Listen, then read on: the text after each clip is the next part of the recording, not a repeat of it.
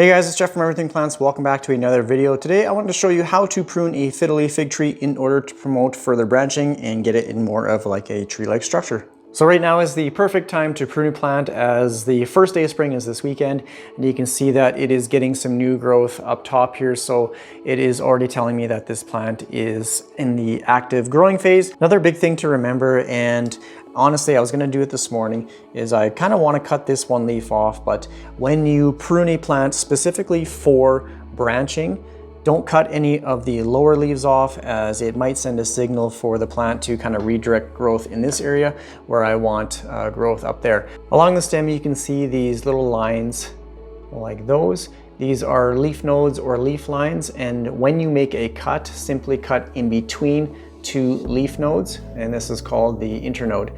And whenever you make a cut, usually you will get a branch from one of the closest leaf lines or leaf nodes, and typically it'll start to branch out, hopefully in 1, 2, or even maybe 3 different areas. So that's how you get kind of further branching along one stem. So this one I pruned back, I think about a year ago. It's gotten 3 branches so far, and what I'm gonna do is basically somewhere probably in this area, just because it gets kind of long and leggy at the top here, I want to cut it back quite far so that it fills in this area and gets some branches in this region right here. So I'm going to do the same with this one. I'm going to cut it back maybe a little bit lower. So this little one right here is the newest variety in my collection. This is the Ficus lorata bambino. It is a little bit of a smaller leafed variety compared to the regular Ficus lorata, and it has a bit more of a, I guess, condensed, smaller structure.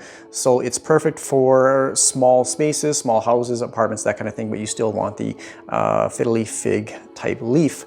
So I'm going to use this plant as an example of basically 2 ways that you can promote branching in a fiddle leaf fig. This little pointy structure at the top here is called the apical dominance. This is where all the new growth will come from, so it'll continue to push out a stem and leaves. What you can do is take that little apical dominance and twist it and snap it off.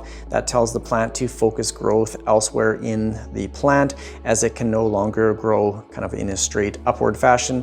So it alters the growth, and it will eventually push out some lateral branches. So that is one way. Another way is just by pruning the stem anywhere along the stem here, and basically that is a modified version of just cutting off the top of the apical dominance here as well. It does the same thing. It tells the plant to focus growth elsewhere on the plant, as this can no longer grow kind of in an upward fashion, and that way it promotes lateral branching, and hopefully in a number of areas. So I'm going to start off with this branch right here, and just above this leaf there is another leaf node right here. So I'm going to cut in between this section, and hopefully I get a new branch further down along the stem, and even this leaf node right here. So this is where I'm going to make the cut, and like I said, cut in between 2 leaf nodes. Take some nice clean pruning shears and make a nice clean cut like that. So I want to keep these 3 leaves, as they're pretty compact. They make the plant or this branch look fairly full, I guess. So I'm going to come up to this next leaf node, leaf line right here, and you can see there's the next leaf. So I'm going to cut in between this leaf line or leaf node and this one right here. I'm going to hold on to the branch and then cut in between those leaf nodes, just like that. So we got another branch. Okay, here's what's left of it. You can see it is a pretty hard prune. I cut quite a bit off the plant, as it was probably at the level of the shelf. So I definitely cut off a couple feet of, I guess, stem growth, but that's okay, because like I said, I want it to promote or push out some further branching so that it just fills in a bit more. You can see that I cut the tops off here about 2 months ago in March. I probably should have waited till April, even May, but I got a little excited when I saw some new growth popping out, and I thought it would be a great time. Just wanted to show that I'm getting 2 new branches just from this one cut. It will push out 2 stems, so it'll start to branch out from that way. And then down here, see if I can get a close-up, it is getting 1, there's a small little one down there, 2, there's another little bump popping up through there, so there's 3 branches, and there's another one down there. You can see they all come from, oh, here's another one too. So 1, 2, 3, looks like maybe another one, 4, 5 branches from this one cut.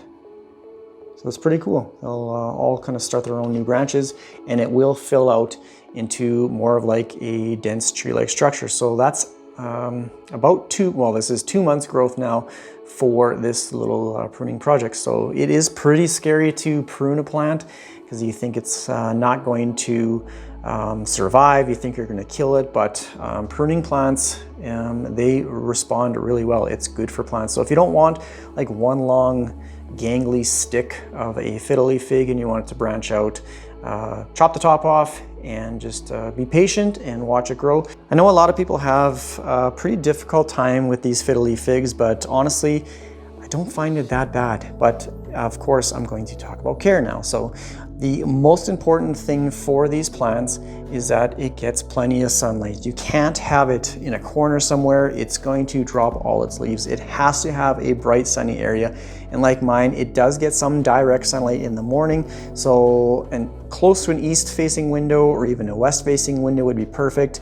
Maybe pull back a little bit from a south facing window, but these obviously grow outside in full sun in their natural habitat in kind of that humid tropical conditions, but they do get direct sunlight. I guess while you have it inside, one of the most important things is obviously just if you're going to move it to a sunnier location, just make sure that you slowly introduce it so it doesn't get any leaf burn.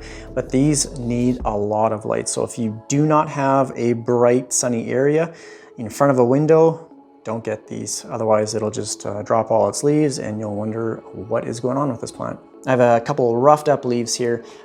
This is not anything to do with like bug damage or water damage. This is simply my kids hitting the plant with the kitchen chair. It's behind our kitchen table, just off to the side with our window. The other most important thing is the type of soil you have it in. You can see there's lots of perlite in there. It's a nice chunky mix, so it needs a well-draining soil, something that doesn't hold on to moisture for too long. These plants don't like to sit in soggy soil. However, when you do water it, give it a good thorough watering, but just make sure that it dries out completely. Another difficult thing is to determine when to water. I know people always say, put your finger in the soil. If the top 1 to 2 inches is dry, then water. That can be a little bit deceiving, as these larger pots, especially these plastic ones, they hold on to a lot of moisture in the lower portion of the pot. So even though the top of the soil will be dry, the lower half could be absolutely soaking wet. So I don't have one here, but what I typically do is I will either use a moisture meter for these larger pots, get it down as far as you can to determine the soil at the bottom, or if you don't have that, then simply use like a bamboo skewer, stick it in the pot, leave it there for about 30 seconds, and then pull it out, and you can tell the moisture level on the stick, and that way you can determine whether to water it or not. So probably one of the most common complaints about this plant is that either it's dropping a leaf or two, or it's just dropping all the leaves. This can be due to a number of reasons. As a plant continues to grow, it focuses all its energy on the top. It sometimes will drop some of the lower leaves as it, I guess, matures.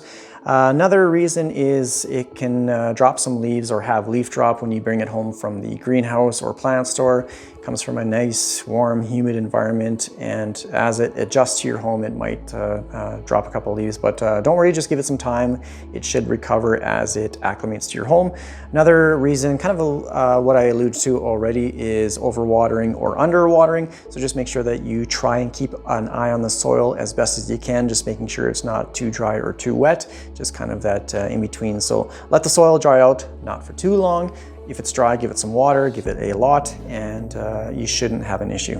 One thing I do for this plant, if you've watched any of my other Fiddle Leaf Fig videos about this one, is in the summertime, or depending where you live, I will take this plant outside, spray it off with the hose with kind of a, well, you don't have to blast it, but not enough to damage the leaves, but just enough to clean the leaves off. But these are also pretty susceptible to spider mites, so you can spray it down with like a soap and water mixture and then spray it off with the hose, but that just keeps the leaves clean.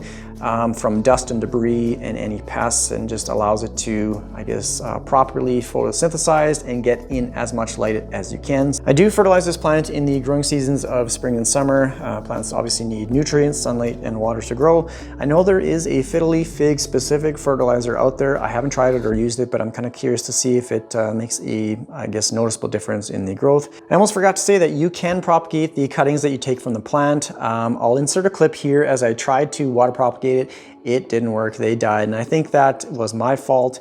I left too many of these large leaves on the stem, and it required too much from, I guess, the plant that had no roots on it, and it started to drop some leaves, it shriveled up, and it didn't survive. So if I had removed some of those leaves off the stem, or even if I made a little bit of a smaller cutting, I think it probably would have rooted a little bit quicker. It just, it died off too fast. I know you can propagate these directly in soil as well.